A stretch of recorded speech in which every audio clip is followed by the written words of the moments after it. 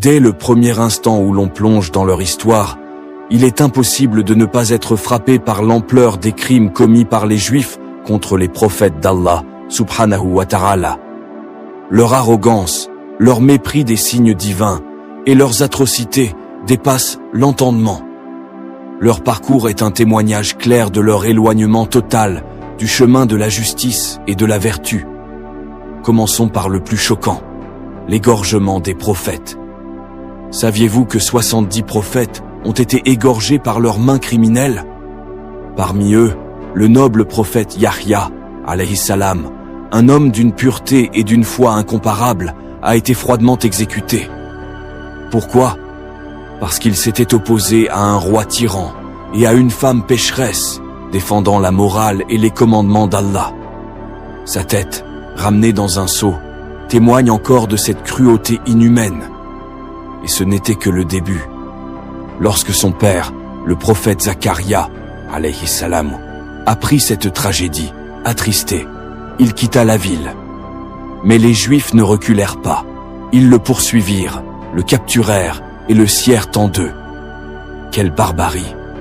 Restez bien jusqu'à la fin, car ce que vous allez entendre aujourd'hui est un récit que peu connaissent, une vérité cachée qui va bouleverser votre vision de l'histoire. Il y a des instants dans l'histoire où la lumière et les ténèbres s'affrontent avec une intensité rare, où les justes sont traqués et où la vérité semble vaciller sous la lame des oppresseurs. Ce fut l'un de ces moments.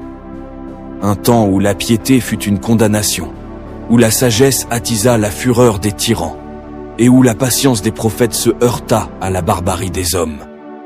Ce ne sont pas de simples légendes, mais des vérités gravées dans l'histoire, des récits qui brisent les cœurs et marquent les âmes, témoins de la cruauté des hommes et de la patience infinie des prophètes.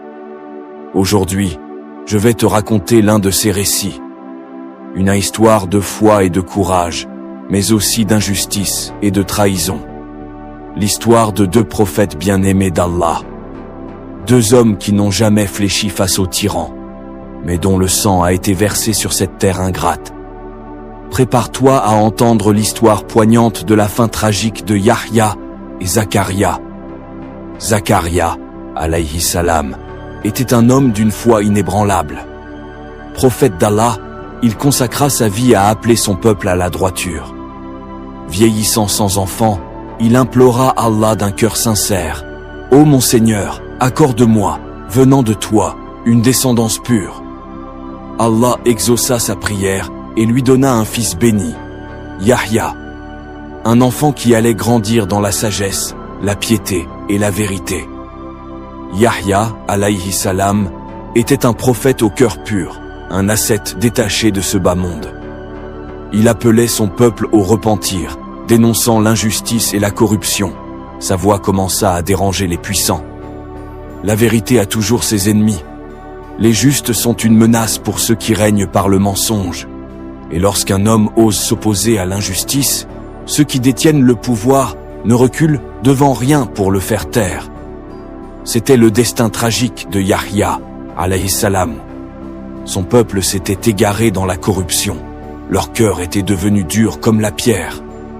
Ils avaient troqué la guidance divine contre les plaisirs terrestres, les commandements d'Allah contre les désirs de leur âme. Le prophète dénonçait ouvertement les injustices du roi. Il s'élevait contre les décrets impies, il parlait sans crainte, il mettait en garde contre la colère d'Allah.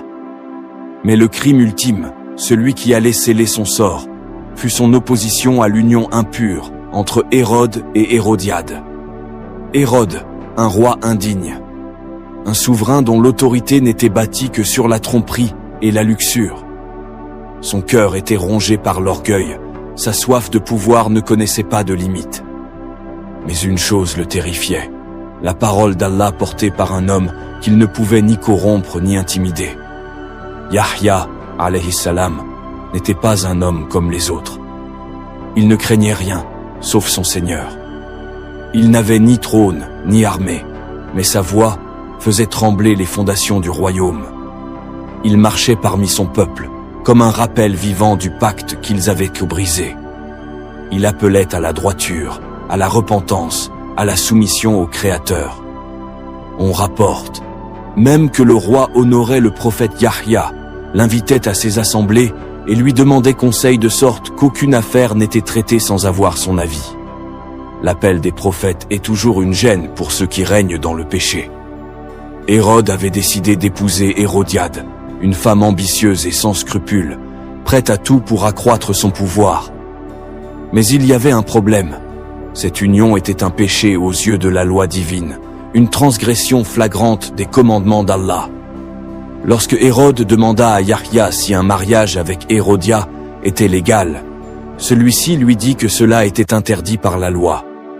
Yahya lui dit « Elle n'est pas licite pour toi, il t'est interdit de l'épouser. » Yahya, le prophète pur et incorruptible, s'était opposé à son union impie avec Hérode. Dans les rues, dans les temples, devant le peuple et les grands du royaume, il proclama avec force « Il vous est interdit d'épouser la femme de votre frère. Craignez Allah. Son courroux s'abattra sur ceux qui transgressent ses commandements. » Un seul homme avait osé s'opposer au roi, et c'était un prophète. Hérode lui-même était déchiré. Il savait que Yahya était un homme pieux, qu'il ne mentait jamais, que sa parole était juste. Il avait peur de lui faire du mal, car il connaissait son influence, et au fond de lui, il redoutait la punition d'Allah. Ses paroles se répandirent comme un feu de forêt. Le peuple murmurait. Certains ouvraient les yeux, d'autres détournaient le regard, craignant la colère du roi. La nouvelle se diffusa dans la ville, jusqu'à parvenir aux oreilles de la mère d'Hérodia, qui nourrit de l'animosité et de la haine contre Yahya. Elle se décida à lui faire du tort. Hérodiade savait qu'Hérode était faible. Il n'oserait jamais donner directement l'ordre de tuer Yahya. Un jour, elle embellit sa fille. Elle l'orna de bijoux et l'envoya ensuite au roi. Elle lui ordonna de provoquer ce dernier, d'attiser son désir et de se refuser à lui jusqu'à qu'elle obtienne ce qu'elle désirait. Or, ce qu'elle voulait, c'était faire tuer Yahya, fils de Zacharia. Hérodia fit ce que sa mère lui avait dit, et lorsqu'elle vit qu'il était dans cet état, elle lui dit « La faveur que je te demande aujourd'hui est que tu égorges pour moi Yahya, fils de Zacharia. » Lorsque le roi entendit le nom de Yahya, il sursauta, terrorisé. Il lui dit « Malheur à toi, demande-moi autre chose que cela. » Elle lui répondit alors « Je ne demanderai rien d'autre que cela. » Elle se mit à nouveau à le provoquer et l'amena à lui accorder ce qu'elle avait demandé. Hérode demanda qu'on lui amène Yahya.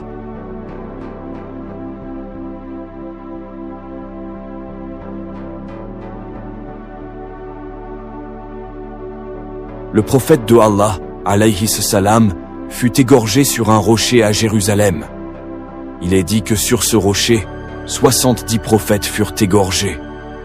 On ramena sa tête dans un seau.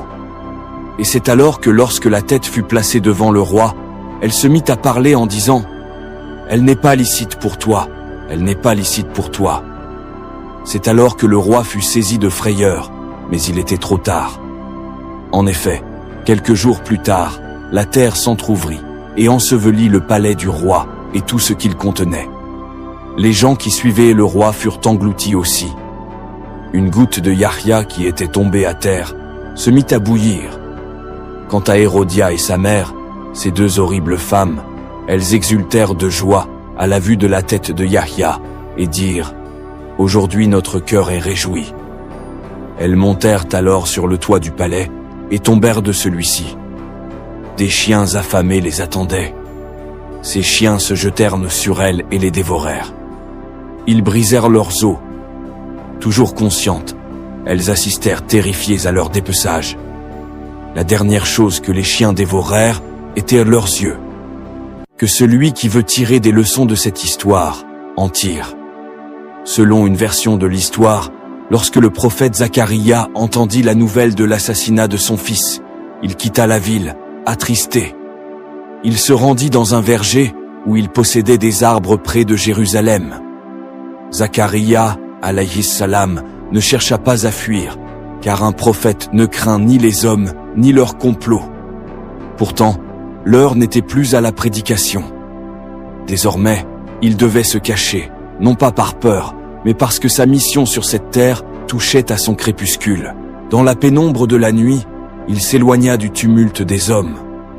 Son cœur restait serein, attaché à Allah, tandis que ses pas le guidaient vers l'inconnu. Il trouva refuge dans une forêt aux arbres centenaires, témoin silencieux des péchés et des vertus des générations passées. Mais même la nature ne pouvait offrir un sanctuaire absolu. Il passa auprès d'un arbre, qui l'appela par la volonté de Allah. « Viens à moi, ô prophète de Allah », lui dit l'arbre, et ceci était un miracle. Lorsque Zacharia s'approcha de l'arbre, celui-ci s'entr'ouvrit et le prophète pénétra dans le tronc, qui se referma aussitôt sur lui, sans blesser notre prophète.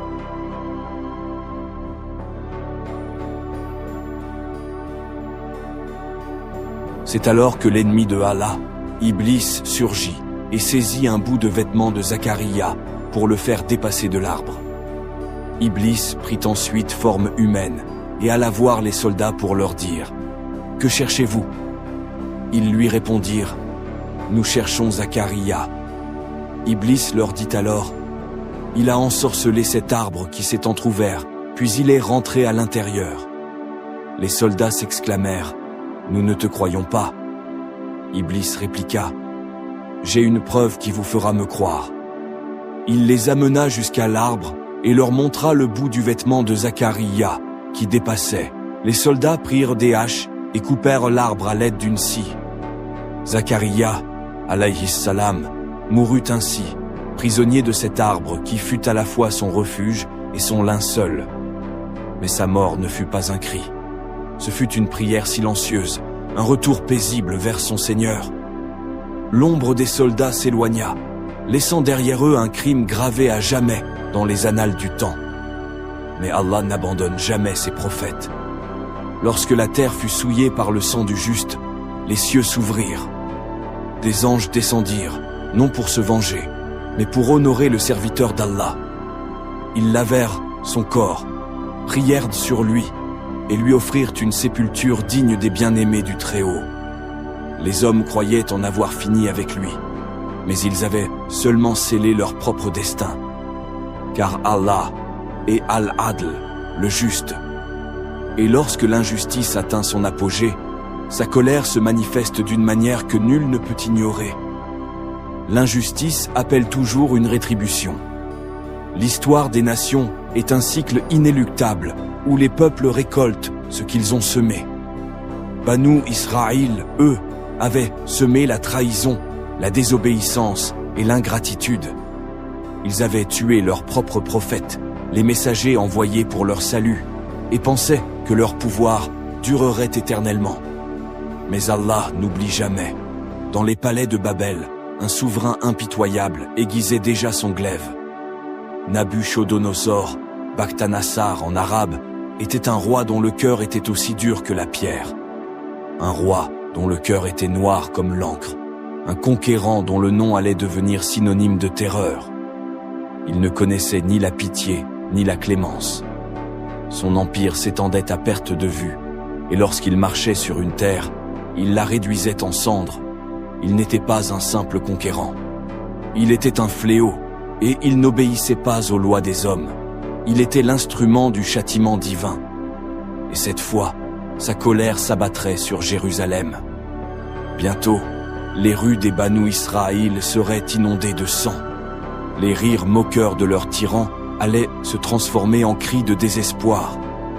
70 000 d'entre eux allaient en périr sous le feu et l'épée. C'était le début de la rétribution, et ce n'était que le commencement. Banu Israël entendit parler de son arrivée. L'effroi s'empara d'eux, mais il était trop tard pour le regret. Ils avaient tué les prophètes, qui auraient mis depuis intercéder pour eux. Ils avaient tourné le dos à la miséricorde divine. Désormais, ils allaient goûter à sa justice. Nabuchodonosor ne négocia pas. Il ne demanda aucune reddition. Il n'envoya pas d'émissaires pour parlementer. Il était venu pour raser cette cité, pour enseigner à ses hommes une leçon qu'ils n'oublieraient jamais. La guerre fut brève. Non, ce ne fut pas une guerre. Ce fut un châtiment. Les nobles furent traînés hors de leur maison. Ceux qui, jadis, se pavanaient dans leur richesse et méprisaient les avertissements des prophètes, se retrouvèrent enchaînés, réduits à l'état d'esclaves. Les soldats ne firent pas de distinction. Hommes, femmes, enfants. Tous furent livrés au même sort. Et lorsqu'une nation trahit ses engagements envers Allah, même ses plus faibles ne sont pas épargnés. 70 000 âmes périrent sous les épées babyloniennes. Ceux qui avaient conspiré contre Zacharia, alayhi salam, furent exécutés sans procès. Ceux qui avaient applaudi la mort de Yahya, alayhi salam, virent leurs propres enfants tomber sous les lances des assaillants. Les survivants furent enchaînés et emmenés en captivité, exilés loin de leur terre promise. L'élite du peuple d'Israël, ceux qui dictaient autrefois la loi à leur convenance, furent humiliés, forcés de marcher des centaines de kilomètres, soumis au joug de leur nouveau maître.